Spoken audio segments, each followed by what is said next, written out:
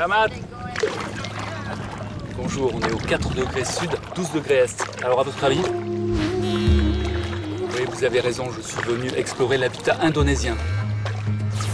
On est chez les Bugis là, sur le lac Tempe au cœur de Sulawesi.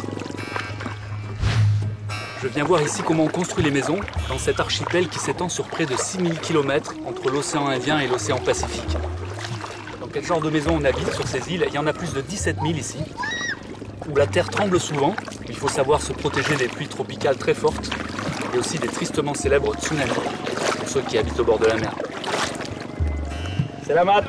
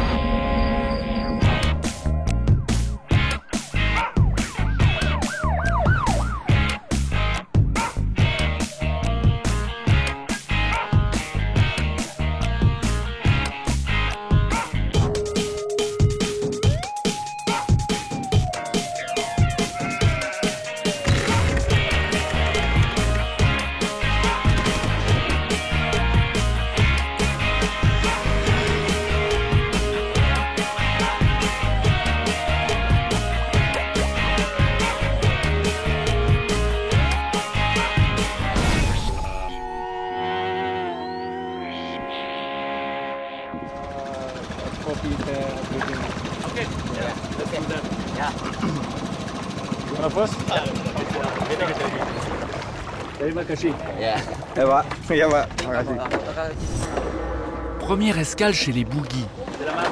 Étonnant, je pensais que leurs maisons étaient sur pilotis. En fait, elles sont flottantes. Et quand il y a du vent, c'est pas trop dur de vivre ici quand il fait mauvais? Oui, c'est dur quand il y a du vent. Et aussi pendant la mousson. L'autre fois, on a été inondé complètement. C'était le 2 mai, je crois. C'est quoi la profondeur ici? Très profond. Il y a au moins 1,50 m. Mais pendant la saison sèche, vous faites comment alors? Ben, ça arrive parfois qu'il n'y ait plus d'eau du tout.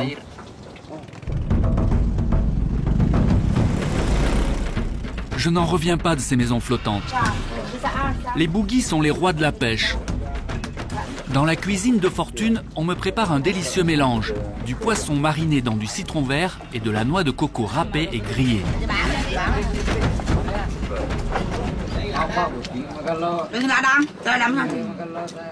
Alors, c'est bon? Ah oui, bah oui.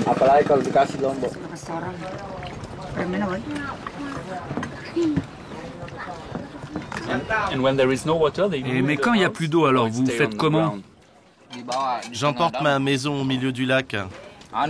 On peut dire que ma maison suit le courant en quelque sorte. Incroyable, les Bugis déplacent leur maison en fonction du niveau des eaux du lac. C'est le début du voyage et ce n'est que le début de mes surprises.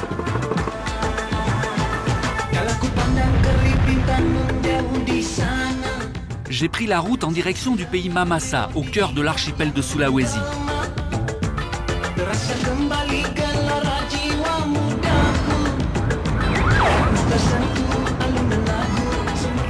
L'Indonésie, 250 millions d'habitants.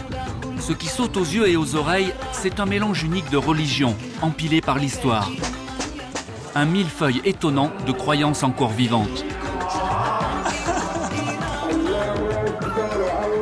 Alors partout dans l'archipel, les esprits, divinités ou démons, sont dans les maisons, ou jamais bien loin.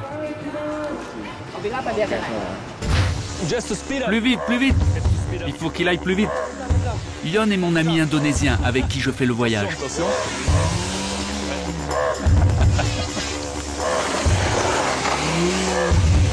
Voilà, en fait, on est un peu loin, on est au cœur de Sulawesi, là. Là, on va le pousser. It's good road, hein? C'est une bonne piste. Mais c'est pas la voiture qu'il faut. C'est la mat d'attendre. Ah, c'est sûr que c'est la piste assez pourrie quand même. Hein. Je viens voir des maisons qui sont vraiment exceptionnelles, ne serait-ce que par la forme de leur toit déjà.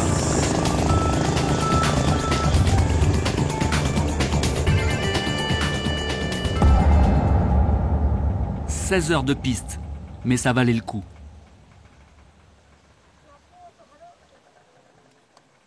Ah ouais. Ah, celles-là, elles sont vieilles. Hein. Une rangée de maisons au milieu des bosquets de bambou. Il y en a qui ont penché un petit peu là. Ouais, ça, elles sont dans leur jus. Hein. C'est pas reconstruit ça. Hein. On va jeter un œil tout de suite là. La légende raconte que les Mamasa seraient venus de la mer, fuyant l'islam pour se protéger dans les montagnes. C'est pour ça que les toits ont la forme d'une coque de bateau renversée. La plupart des toits, c'est des feuilles de palmier. Plein de feuilles de palmier assemblées comme ça. C'est une toiture semi-perméable.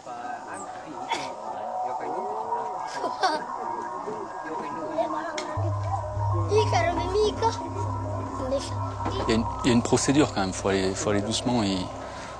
Bon, ils sont accueillants, mais ils voient très peu d'étrangers.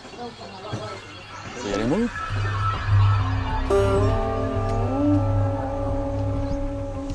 On est invité dans cette maison par le chef du village, on va suivre. Salamat siang. Salamat pagi.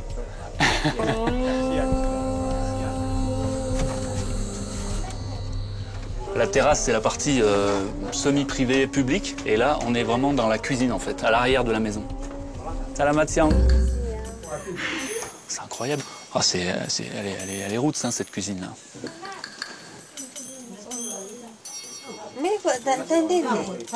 Donc là, c'est la cuisson à l'ancienne. Oui, on parle du toit, là. C'est la cuisson à l'ancienne avec le feu, comme ça. Et la fumée, évidemment, passe à travers le stock de bois, ici. Et ensuite, ça monte dans la toiture et du coup, ça dépose une couche qui protège l'herbe, parce que c'est de l'herbe, la toiture. Et il est bien leur truc, là. C'est ce bambou, hein. Ah, ça me plaît, dis donc. Pour pas que ça mette le feu à la structure, c'est un socle en bois très dur, imputrescible, et par-dessus, ils mettent de la terre. Et sur la terre, ils font le feu. La terre, elle finit par cuire, ça fait une sorte d'argile. Et du coup, le feu peut pas se transmettre à la structure de la maison. Bon, on va visiter les chambres. Hop. Dis donc, c'est petit, hein, c'est l'abri, quoi. Oh, c'est bien. Ça, c'est tout des assemblages simples, mais costauds, quoi. Ah oui, là, il y a une grande... Tu faut être souple, hein. Non, je suis mal pris, là. Je me suis mal pris, en fait. Et voilà, je suis dans la chambre. 3 petites pièces sans meubles. Juste quelques nattes qu'on déroule pour dormir. Balapeu est à 1600 mètres d'altitude. Les maisons sur pilotis profitent du moindre souffle d'air.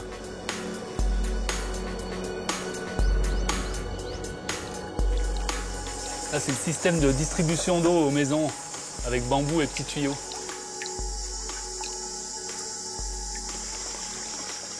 Et là, c'est le village, on voit bien l'alignement avec toutes les maisons orientées est.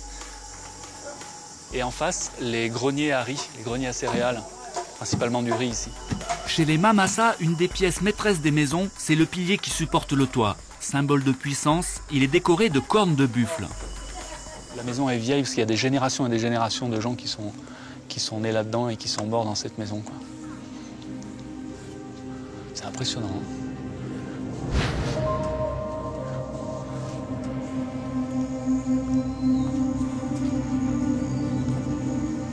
Il y a un beau mât central là. C'est nice one, hein? Monsieur Demianus, chef du village de Balapeu, m'emmène vers une maison particulièrement décorée et qui semble peinte en noir.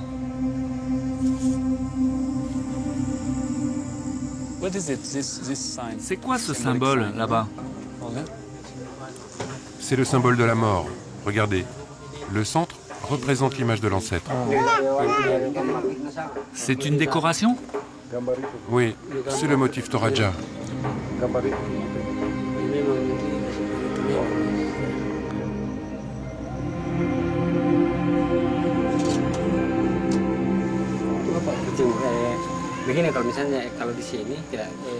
Selon notre coutume, la maison doit être orientée à l'est, pas à l'ouest.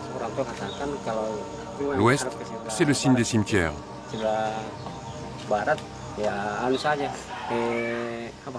Alors vous voyez, on construit toujours les maisons face à l'est, là où le soleil se lève.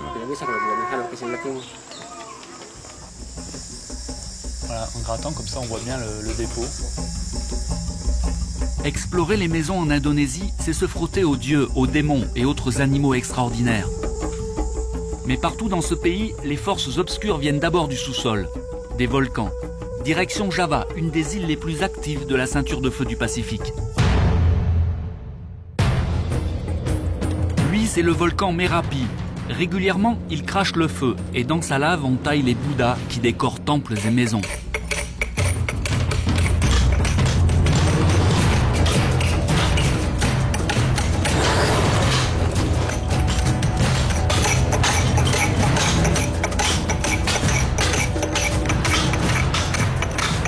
Plus que partout ailleurs dans le monde, ici, les religions sont vivantes et surtout elles coexistent.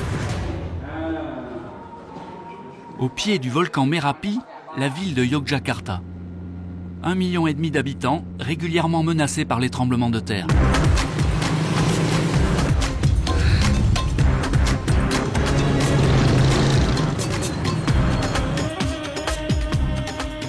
Le mélange religieux de Java puise ses sources dans le bouddhisme, l'hindouisme, l'islam et le christianisme.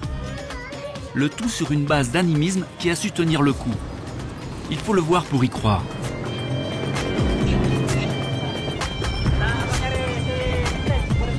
Au milieu de la ville de Yogyakarta, je file au Kraton, le palais du sultan, restauré au début du XXe siècle. Oui, 1928.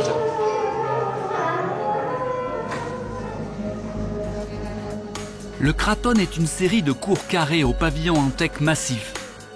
Un mélange de style javanais avec des influences coloniales hollandaises. Le palais, c'est le centre de la ville et aussi le cœur de l'univers selon les croyances de Java.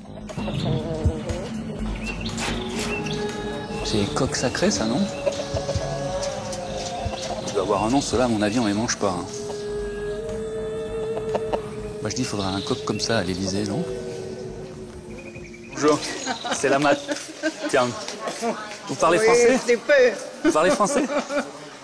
Mouzo, 75 ans, est guide au palais. Elle a appris le français au lycée parce que son prof était séduisant. Un français plus qu'approximatif. Moi, j'avais rendez-vous avec le sultan, mais là, il est en commission d'enquête pour suspecté de corruption pour le mariage de sa fille qui a eu lieu il y a une semaine. Et donc, on va visiter le palais comme ça, parce que c'est un palais vivant, les gens vivent. Il parle français lui aussi? Oui, tout le monde parle français. On va aller voir un peu. Et là, il y a le spectacle de marionnettes après, c'est ça? Oui.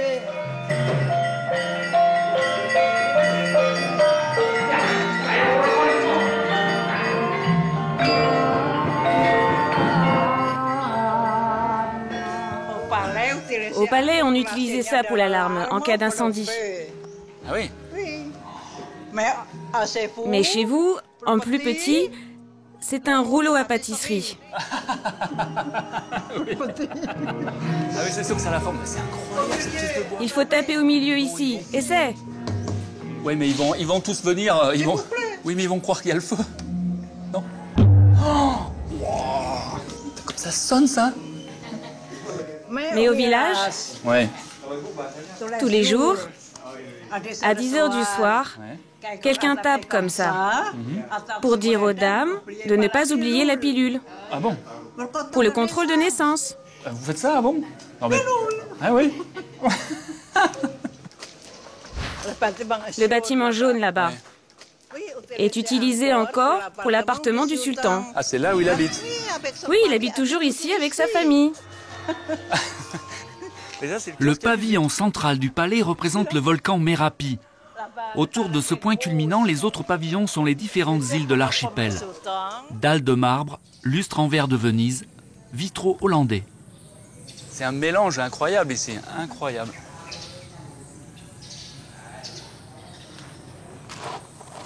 À Java, le centre du toit, supporté par les 4 piliers, est la partie la plus sacrée de la maison. Dites, c'est du teck là, le bois qui est utilisé? Ah oui, c'est du teck? Oui. Les 4 piliers du pavillon central du palais symbolisent les 4 éléments de l'univers tout entier. La terre, l'eau, le feu, le vent. Ouais. Nord, sud, l'ouest, l'est, au milieu, c'est le masque du gardien de la terre. C'est ce que nous croyons ici.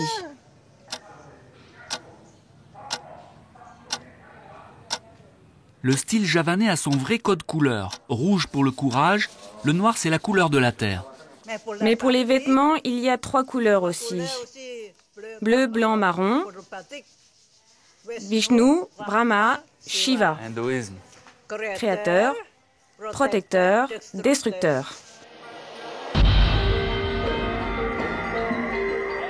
Le palais du Kraton est sous la menace permanente des dieux en colère. En 2006, le volcan Merapi s'est fâché. Il a même cassé une partie du temple hindouiste de Prambaran. À Yogyakarta, 1,5 million de personnes vivent sous la menace du volcan. Le dernier séisme, 6,3 sur l'échelle de Richter, a fait 6 000 morts. Plus de 100 000 maisons détruites.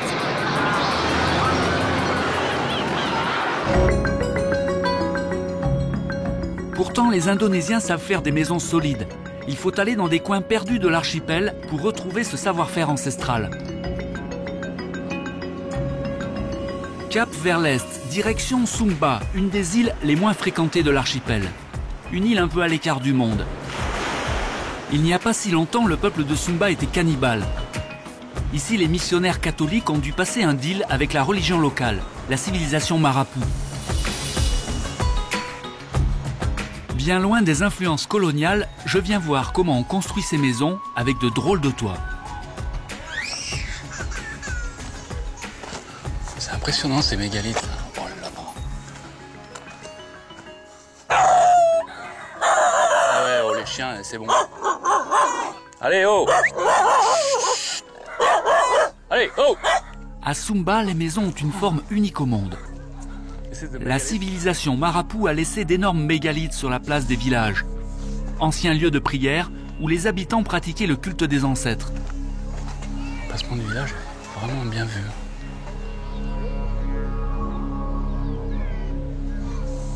C'est la place du village, là, c'est ça?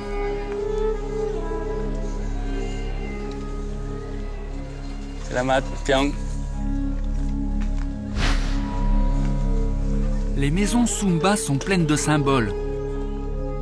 Ces 2 pièces de bois ouvragées au sommet de la toiture, par exemple, elles racontent l'harmonie entre la femme et l'homme. C'est pas beau, ça?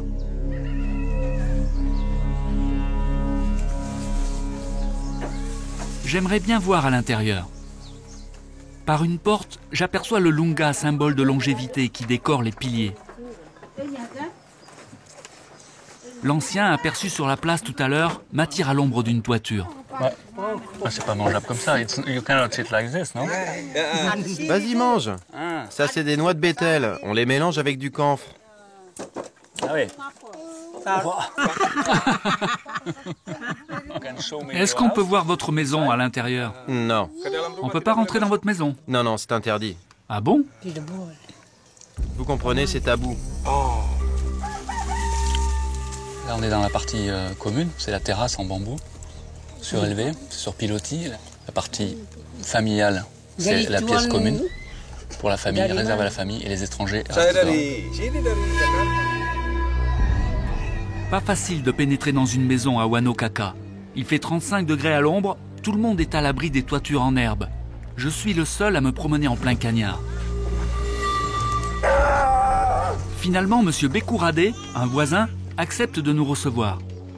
Il est chrétien, alors il m'autorise à rentrer dans la partie interdite de la maison.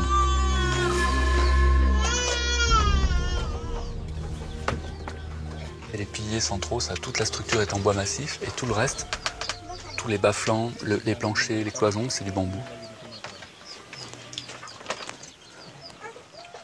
Ils dorment sur ces bas-flancs, en fait, là. Il y a quand même une chambre qui est un peu plus séparée pour avoir un petit peu d'intimité, mais sinon ils dorment à 10 dans cet espace.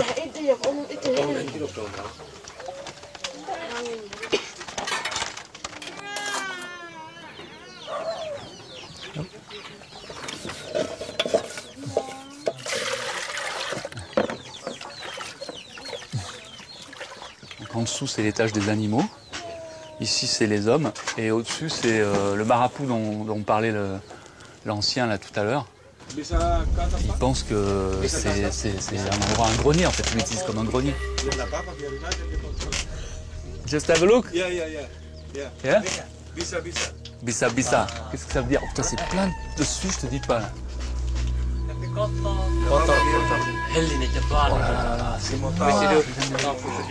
Là, c'est le royaume des esprits dans la civilisation marabout.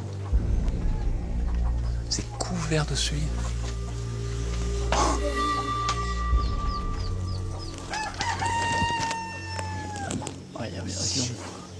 On voit les liens là. Quel boulot d'assemblage là pour ça, tu vois. Ça c'est de la liane aussi, végétale. Ça doit protéger la suie là comme ça qui se dépose, ça protège la toiture des insectes par l'intérieur.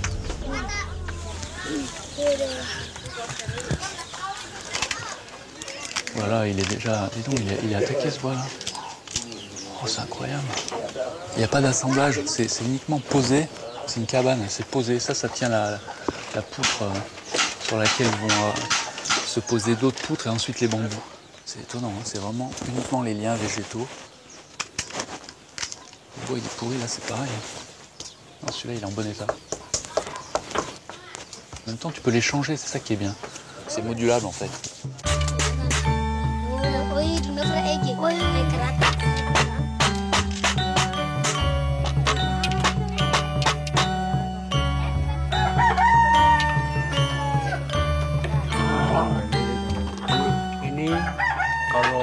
Quand j'ai retapé cette maison, nous avons tué un cochon.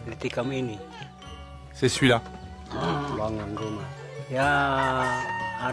Les autres, c'est chaque fois qu'il y a un décès. Et celui-là, c'est quand j'ai épousé ma femme. Celui-là. Monsieur Bekouradé a retapé cette maison il y a 15 ans. Il a changé l'herbe de la toiture et puis il a aussi remplacé une partie des piliers.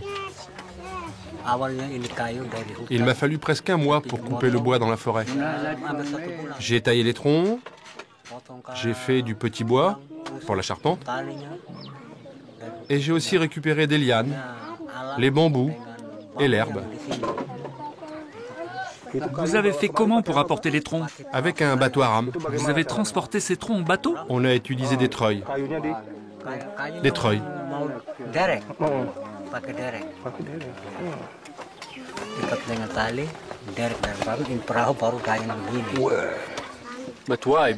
Mais pourquoi aller si loin dans une autre île? Il n'y a pas de bois ici? Non. Il n'y a pas de bois rare dans le secteur. Des bois comme celui-ci, par exemple, du bois de Kela, il n'y en a pas ici.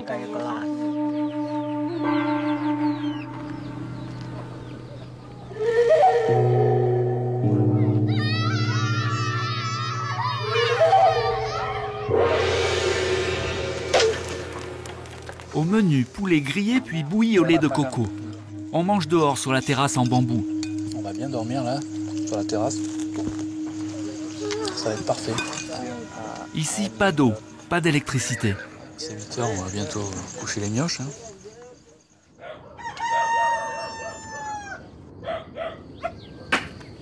Le coq chante à 4h15 ce matin. Moi, j'ai un peu de mal sur ma litière en bambou. À côté, j'entends les filles qui font déjà la vaisselle au-dessus des cochons.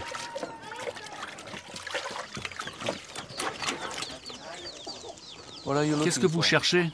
On cherche une boucle d'oreille. Comment ça, une boucle d'oreille ici? Oui, elle est tombée de la cuisine pendant la vaisselle. Elle est tombée de là. Ici, là? Oui. Elle devrait être par là. Oui, c'est dur à trouver. C'est-à-dire que chercher comme ça dans le fumier, là, c'est pas évident. Hein. C'est un peu sale, non? Ça arrive souvent que les objets tombent dans le fumier? Oui. On retrouve des couteaux, des cuillères. Ah. Ça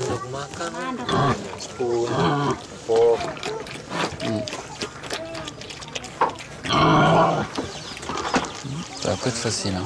Je crois qu'ils sont en train d'abandonner là. Les recherches. Yo, ça y est, tu l'as? Il l'a retrouvé.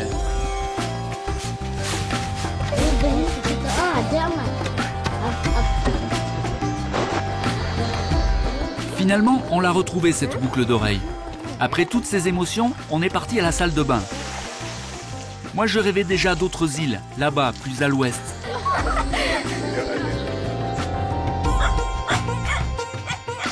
Tais-toi, C'est toi où on te mange. Si le peuple de Sumba a fait ses maisons adaptées au climat et aux ressources locales, pour découvrir un parfait exemple de l'harmonie, il faut aller à Bali.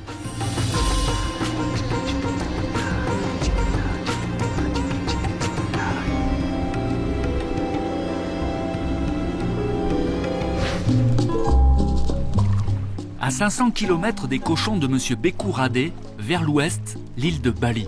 Changement de décor. Vous allez voir des endroits comme ça à Bali, il y en a pas mal. C'est aussi ce qui donne à cette île cette image de paradis. Un art de l'habitat, un art de construire la maison qui ne tient pas au hasard, tout en finesse, en subtilité. Bali est la seule île hindouiste de l'archipel indonésien. On y vénère toutes les divinités, même celles de la nuit.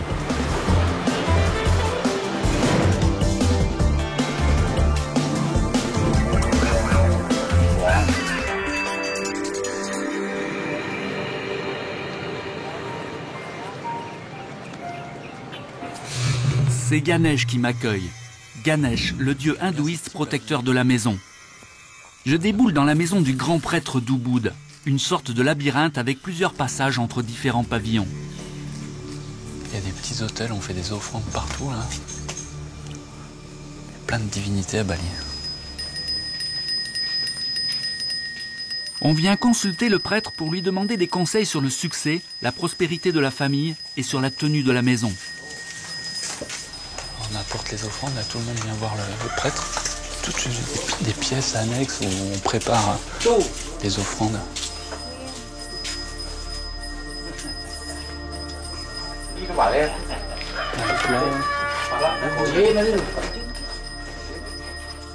Makashi. Il y a des temples dans toutes les maisons. On respecte beaucoup les divinités. Ça fait partie de la maison. Et avant même de commencer la construction de la maison, ils font toute une série de prières, des mantras pour sélectionner les bois dans la forêt. À Bali, les maisons dégagent un sentiment d'harmonie. Sûrement parce qu'on les construit en suivant un code bien particulier. Une maison à Bali, déjà, c'est plusieurs pavillons au milieu de la végétation. Et les pavillons, ils sont disposés pas par hasard, ils sont disposés selon des textes sacrés qui s'appellent Asta Kosala Kosali, qui sont détenus par un prêtre. Je crois qu'on est dans la maison du prêtre, en fait, ici. Et t'as vu, il y a Charlie Chaplin qui est venu là, regarde. Charlie, il est venu à Bali dans les années 30. C'était un des premiers artistes comédiens occidentaux à avoir flashé sur Bali, Bali Paradis. C'est quand même incroyable de le retrouver là, Charlot. Ce que j'aime bien, c'est ces pierres, elles sont couvertes de mousse. La moindre pierre avec l'humidité, ça prend tout de suite un âge terrible. J'adore ces pierres. Je viens voir le prêtre pour qu'il m'explique ces fameuses règles de l'Asta Kosala Kosali. Elles déterminent l'emplacement des pavillons les uns par rapport aux autres, la largeur des pièces, bref, toutes les règles qui servent à bâtir une maison. Léon, il n'emmène pas l'argent.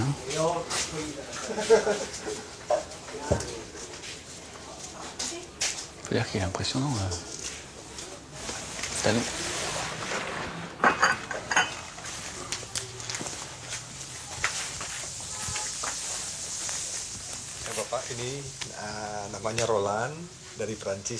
Ida Pedanga Guédé a 72 ans. Sa famille vit dans cette maison depuis 7 générations.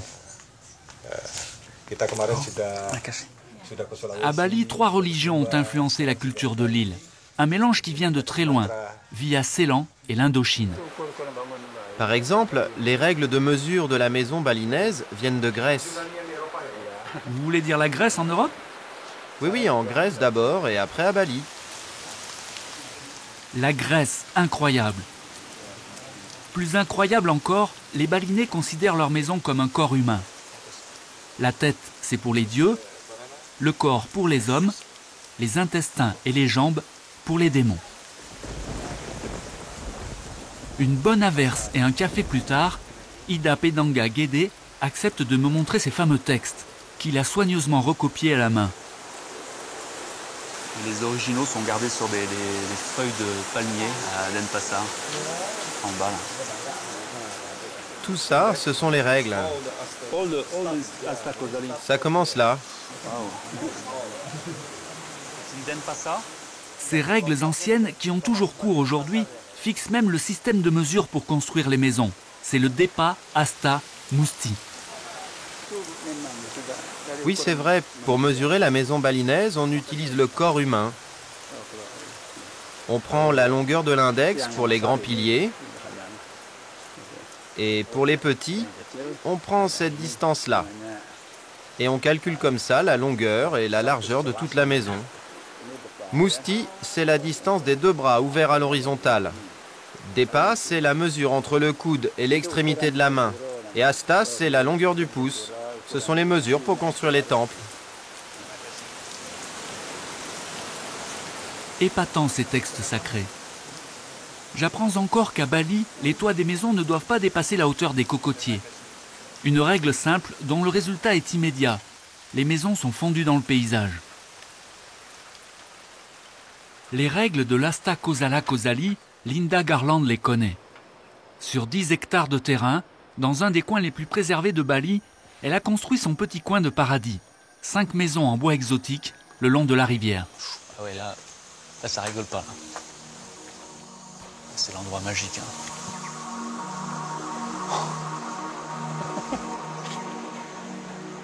Regarde cette maison, regarde cette maison.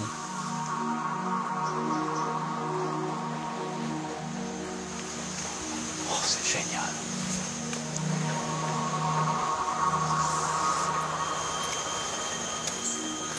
J'aime bien comme la végétation a envahi toute la maison. Dans les joints des pierres. Là, les fougères ont poussé sur le bord du toit de chaume.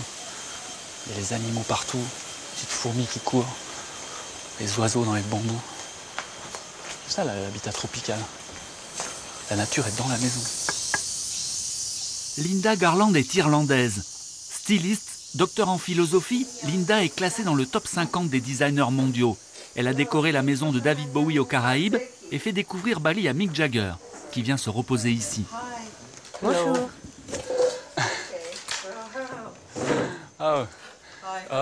Bonjour.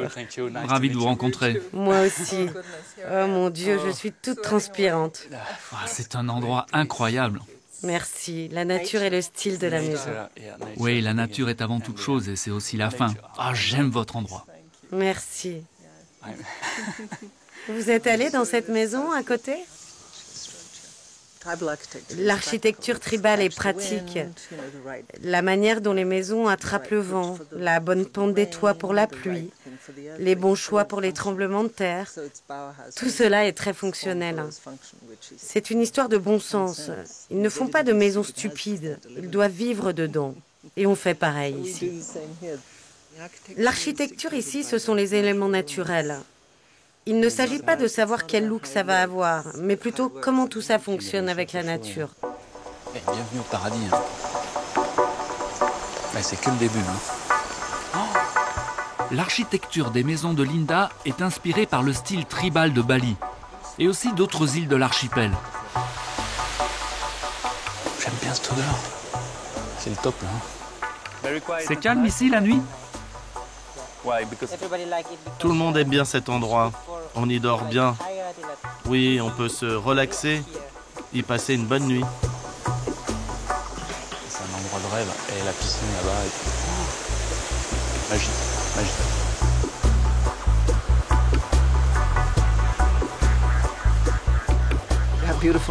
C'est vrai, il y a une nature magnifique ici. Mais surtout les gens, leur culture et leur équilibre sont encore en harmonie. Vous savez, les villages, les communautés fonctionnent comme une seule personne. Si quelqu'un est faible, les autres membres de la communauté prennent en charge sa faiblesse. On pourrait rapprocher cela de l'idée de la compassion dans le bouddhisme. En tout cas, les gens s'entraident et tout n'est pas dicté par la réussite individuelle. Ça vient de l'est de Java, c'est ça ? Oui, de Java. C'est du teck, n'est-ce pas ? Ça, c'est un style de travail très particulier du bois qui vient de Java. Ouais, c'est magique, là. Oh, les panneaux, là, la chambre et tout. C'est vraiment des belles pièces, Belles pièces de bois. Bon, c'est un peu cher, c'est genre $350 la nuit, mais bon, Ça le fait quand même, non? Voilà, ça j'adore, tu vois. Là, t'es tranquille, là. Regarde une douche comme ça, là. Tu as les fougères.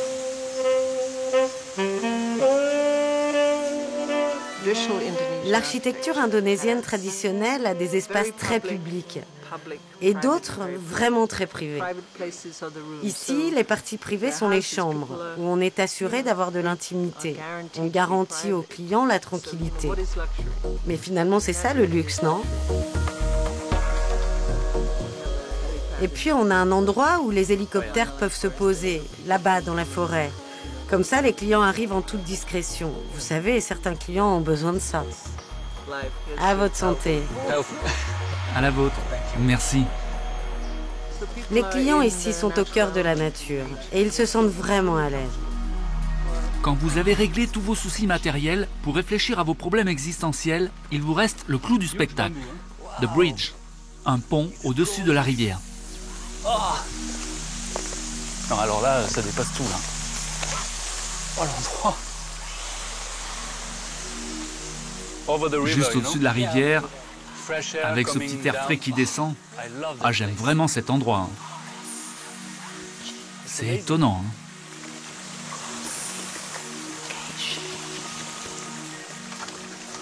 Bon, là, je pense que là, t'es arrivé quelque part, quoi.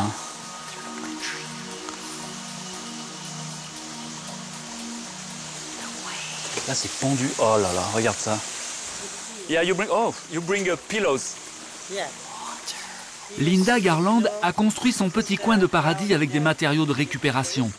Pas seulement pour faire bobo, mais parce qu'à Bali, on ne trouve presque plus de bois d'œuvre. Et plus à l'ouest, à Sumatra, c'est pire. Attends, là, c'est le délire.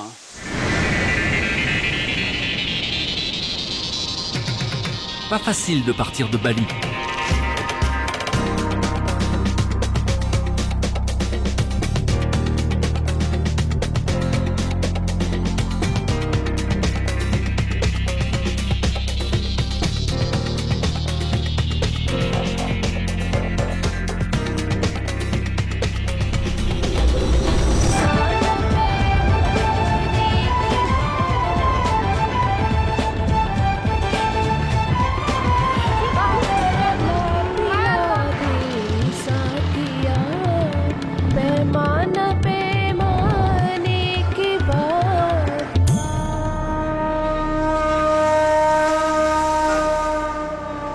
Sumatra.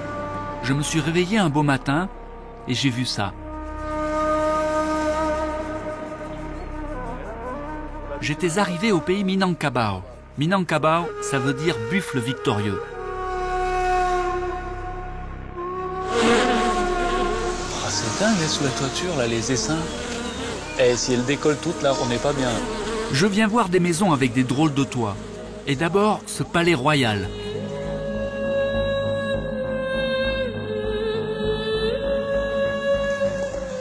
C'est un côté kitsch, c'est étonnant.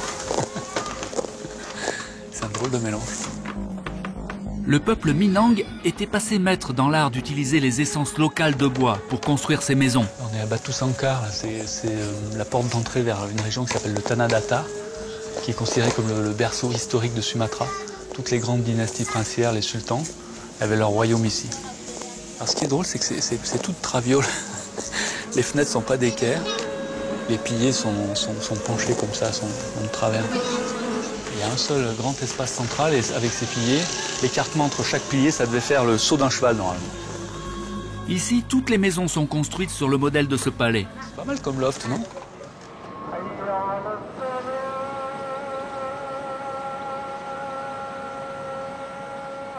Mais aujourd'hui, au pays Minangkabau, peu de maisons sont encore en état. La tôle ondulée a remplacé l'écorce de sagou ancestrale. Pas facile de trouver du bois d'œuvre. Il part surtout à l'exportation.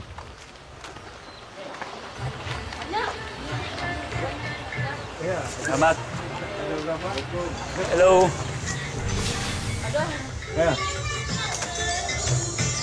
Le travail sur le bois, là. Ça fait une grande surface, hein. Ça, c'est un des 20 piliers qui tient la maison. Le bois est vraiment attaqué.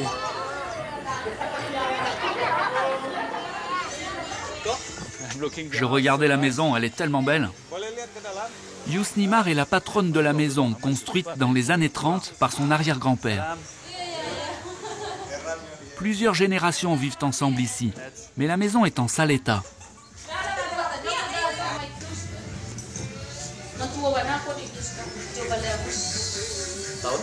C'est la grande partie commune, grande salle commune. Les invités sont là et après il y a les parties privées qui sont une succession de pièces comme ça. Oh putain!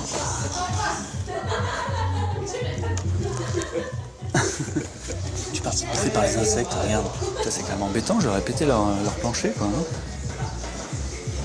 Ils s'en fichent.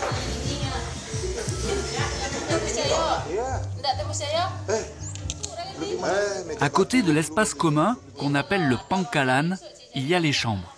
C'est quoi les pièces là? Votre chambre, elle est où? Là-bas, au nord. Vous pouvez me montrer votre chambre? D'accord. Ah mais moi je veux voir les pièces. Ah oui. Alors ça c'est la... Ça c'est la première chambre. Bon, où est-ce qu'elle est partie là? Bah alors Bah alors Qu'est-ce qu'il y a là-dedans? Dans les maisons Minang, en vieillissant, on change de chambre. Toujours en tournant dans le sens des aiguilles d'une montre. Ok, et après? Quand une nouvelle fille de la maison est en âge de se marier, la maîtresse de maison lui laisse sa chambre. Petit à petit, on pousse les anciens de pièce en pièce. Et finalement, ils se retrouvent pas loin de la fenêtre.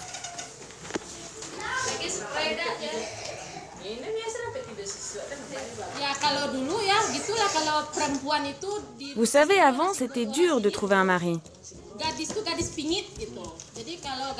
Par exemple, quand un invité arrivait, les parents nous demandaient d'aller nous cacher dans les chambres là derrière. Et nous, on regardait par derrière les portes.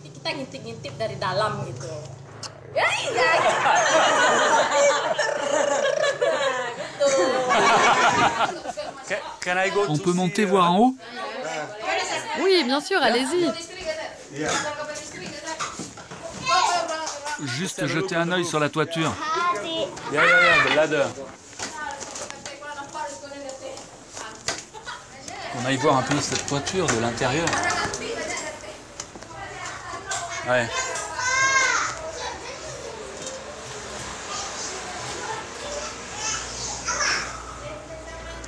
Ouais, il y a 4 rangées de 5 piliers. C'est une maison de taille moyenne.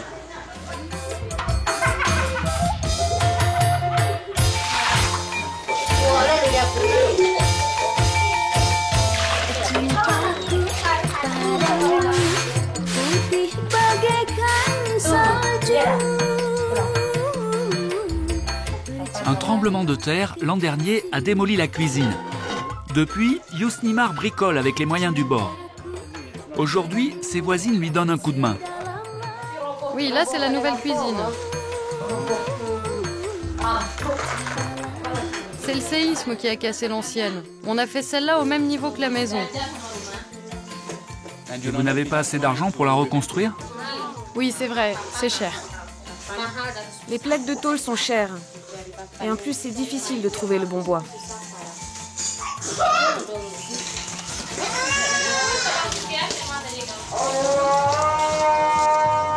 Midi, l'heure de la grande prière du vendredi.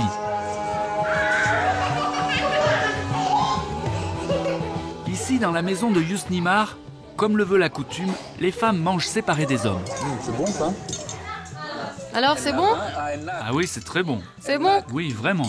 Papa, SMS, ça veut dire si en cas de problème, on se SMS, on pourrait faire ça, on pourrait leur envoyer un texto pour leur dire c'est bon. Yusnimar m'invite à revenir la prochaine fois. J'espère que sa maison va tenir le coup pendant les prochains séismes. Mais comment faire plus solide? Pas très loin du pays Batu Sankar, on a trouvé des solutions pour résister aux tremblements de terre. Direction l'ancien royaume de Nias.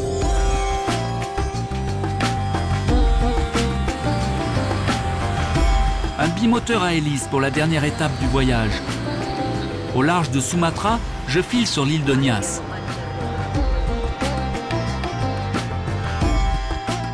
Un climat pas facile, 200 jours de pluie par an. Mais ici, le danger vient de la mer, des célèbres tsunamis.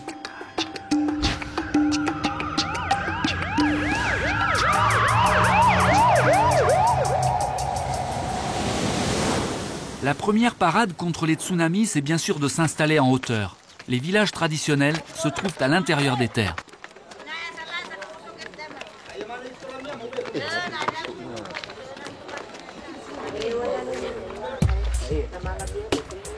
C'est incroyable cette rue centrale. Tous les villages à Nias, ils sont comme ça. Avant, ils étaient bordés de palissades pour se protéger. Et c'est une rue centrale et tout le monde se fait face à face. C'est génial ce village.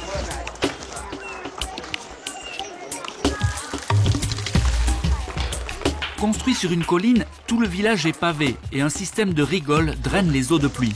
Hop. Vous êtes en train de reconstruire votre maison à cause du séisme? C'est ça. Vous savez, il y a eu un séisme il y a très peu de temps. La terre tremble tous les jours ici, mais les maisons résistent.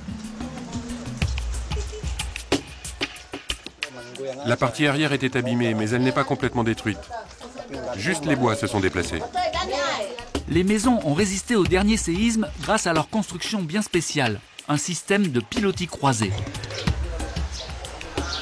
C'est des constructions qui sont antisismiques. Je viens voir la maison du roi, c'est la plus grande. C'est les maisons, les plus grosses maisons en bois massif du monde. Des maisons monumentales. Celle du roi de Nias est la plus grande de l'île. 24 mètres de haut. 66 piliers portent l'édifice. Non mais alors là, c'est de l'échelle. Hello man. Strong, hein? Yes. Incroyable. Ici, les maisons sont en ébène. Et ça, c'est de l'ébène. Une densité exceptionnelle.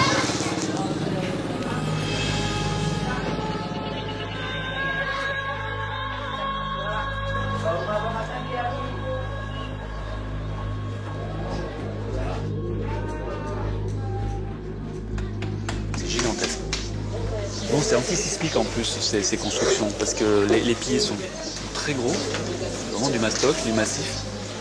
Et en plus, la construction est faite de telle manière que la partie de l'habitation, ça fait une sorte de boîte. Donc même si la maison est secouée comme ça de chaque côté, elle peut même tomber sur le côté, mais ça ne casse pas la partie d'habitation.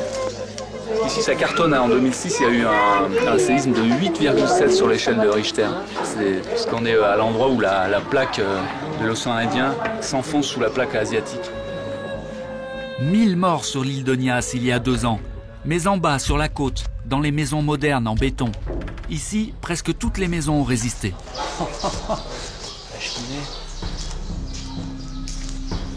Ah, enfin une maison sans meubles. Ça, c'est bon, ça. Le roi de Nias avait son petit loft de 150 mètres carrés avec cette immense cheminée. Tout est en bois exotique rare, du sol au plafond.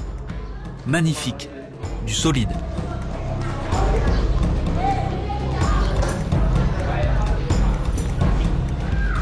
T'imagines 20, 40, 80, 100, 120, 140.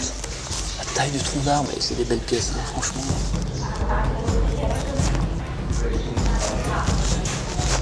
Ouais, c'est ça, il y a 10 mètres. La charpente, alors là...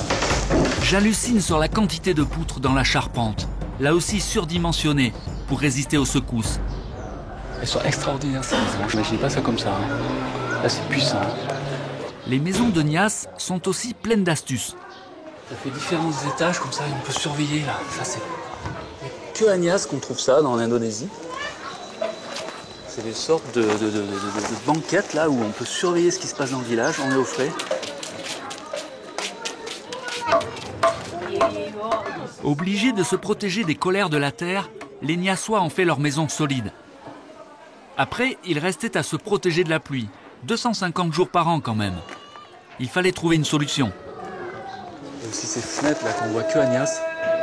C'est typique de l'île. On ne les voit pas ailleurs. C'est des sortes de Velux en fait. Hein. Incroyable ce village.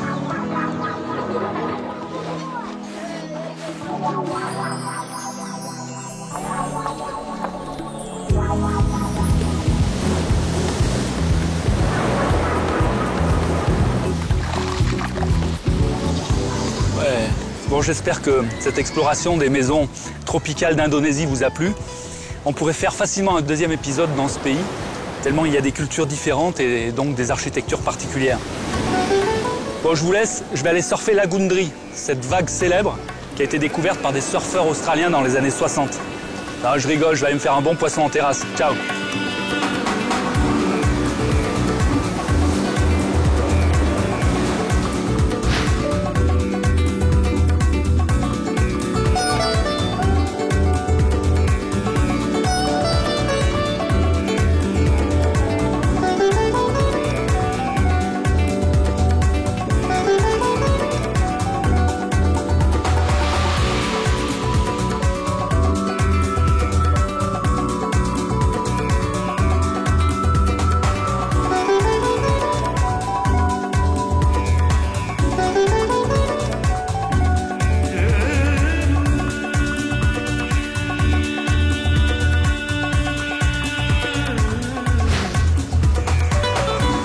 Celle-là, elle est... Ouh là là, celle-là, elle dépote.